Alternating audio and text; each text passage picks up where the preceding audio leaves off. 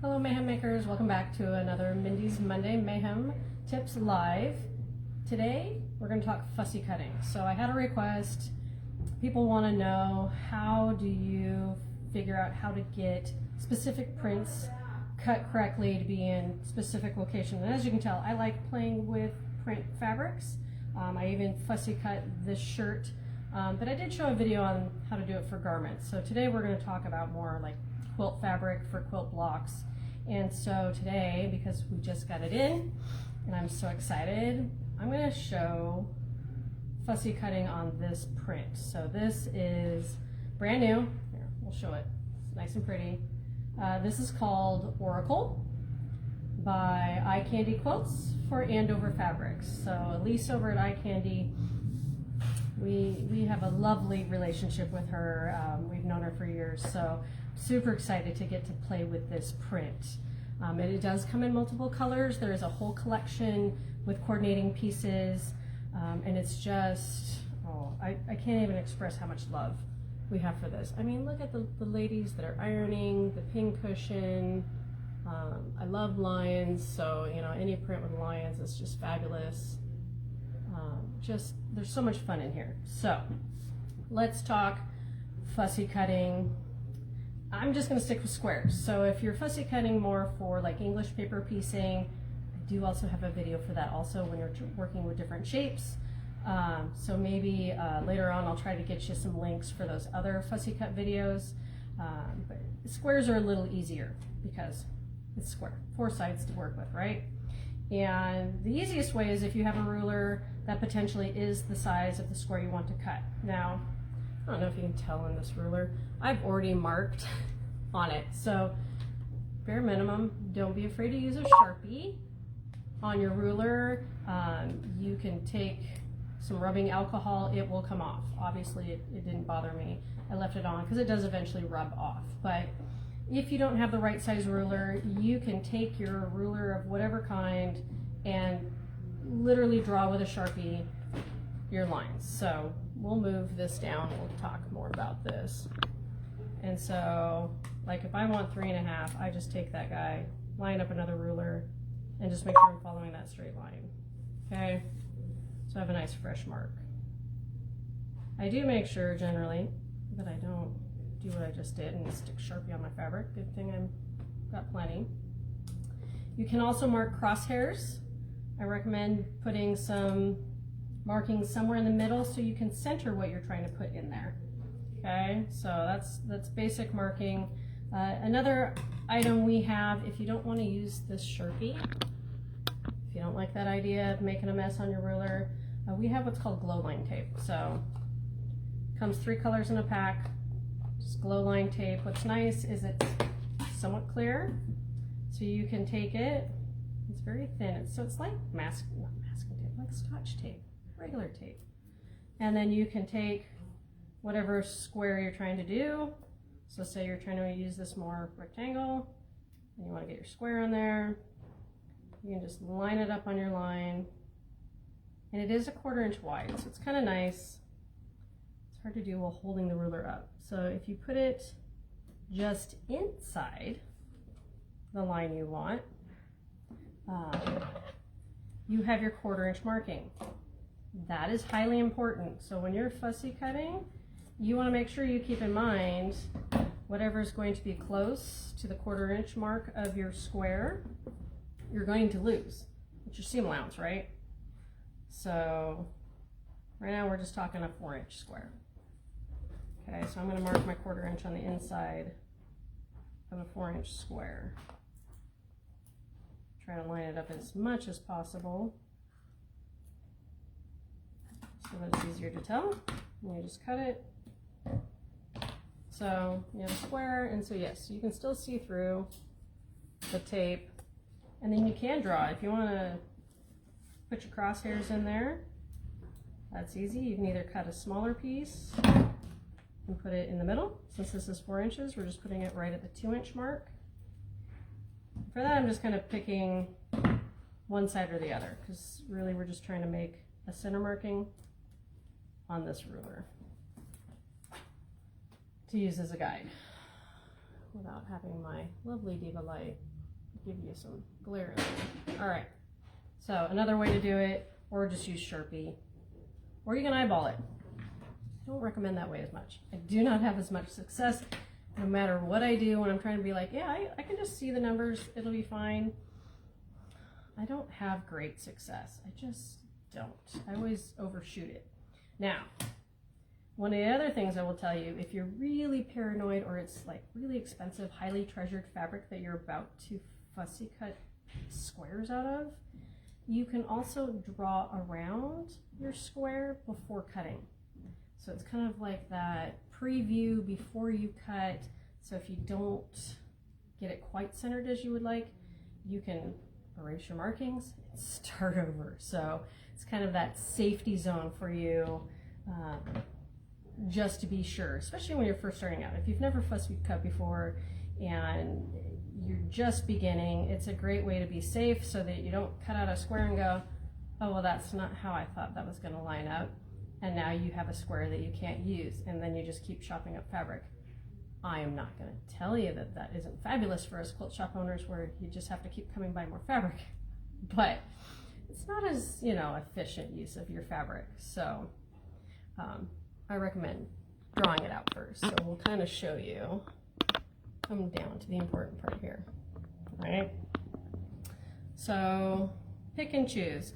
What's kind of nice also if you're drawing on your ruler and trying to test it out is I can also use it like a viewfinder. So I can hold it then over my fabric, look at my lines and go, does that design fit?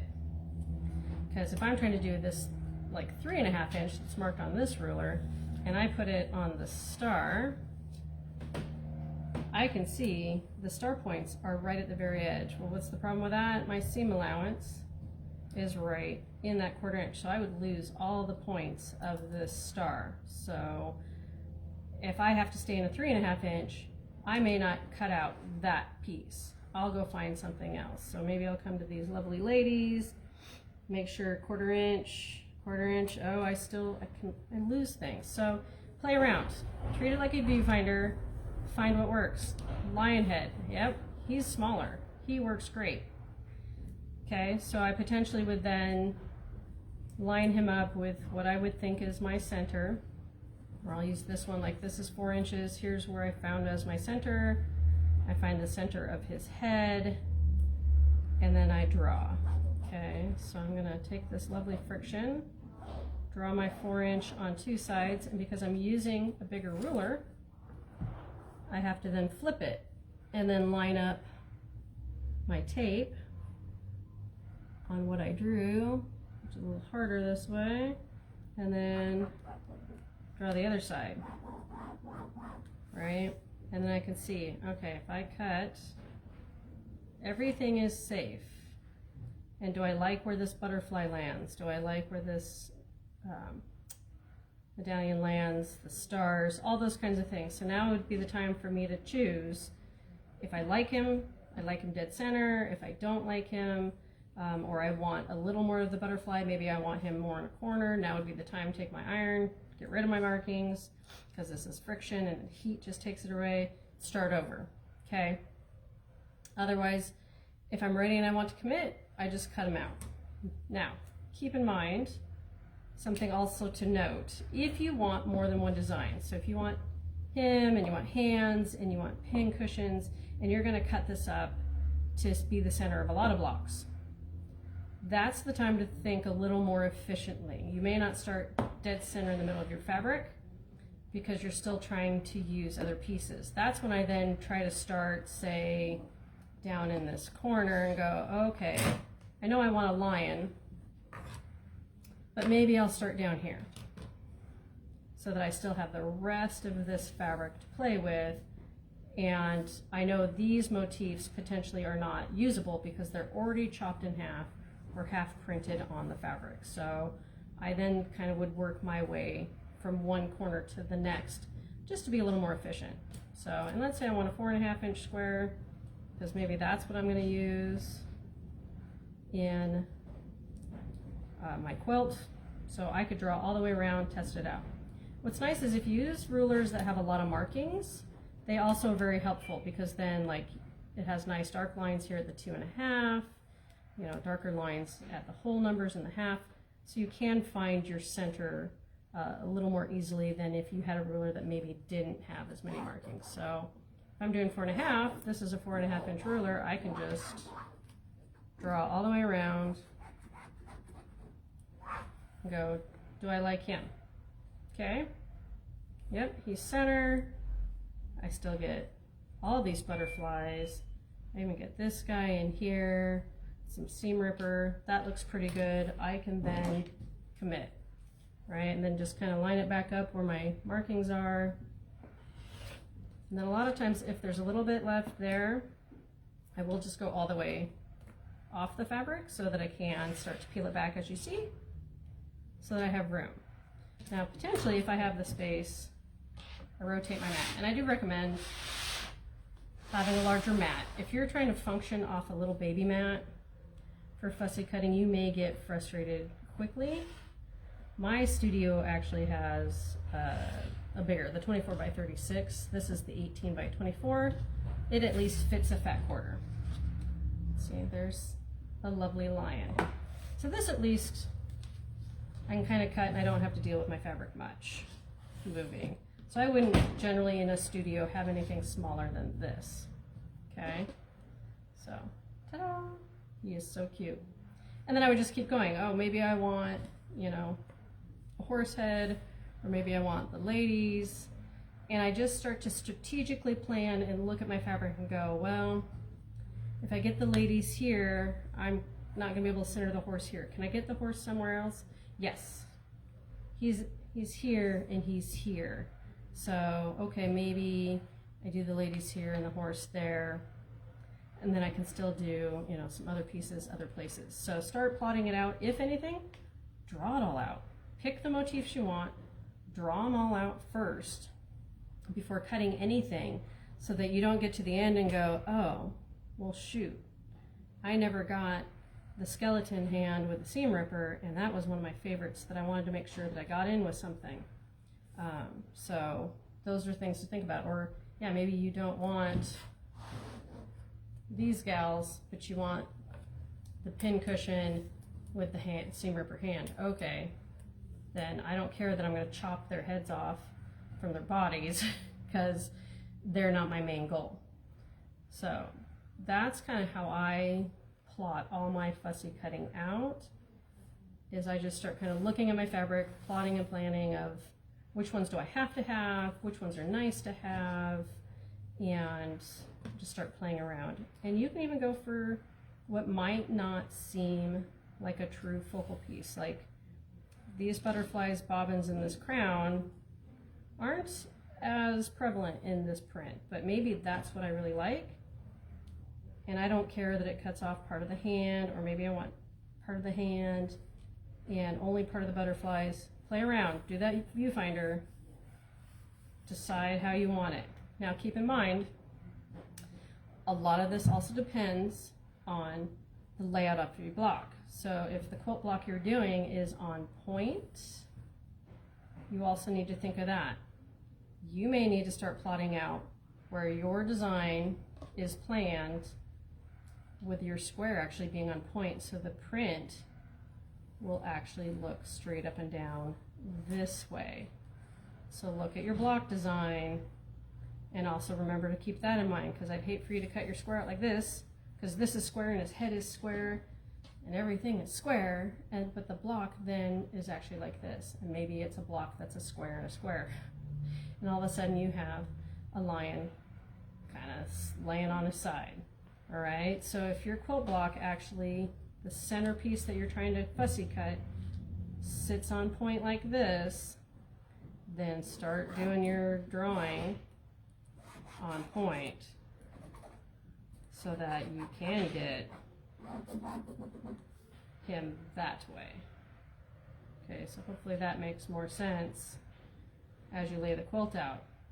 And it may be that as the block lays out, some are right side up, some are actually sideways this way, you know, all those types of things, and you may need to do them in different orientations as the quilt block goes in the quilt, or as it goes in the whole block. You know, maybe it's a bigger block with several components with fussy cutting. Keep all of that in mind. Orientation will matter. How, you know, each piece lays will matter. And don't be afraid to think that, you know, he may not need to be dead center either. Because I'm noticing there's this lovely design element up here. So there is an eyeball right here.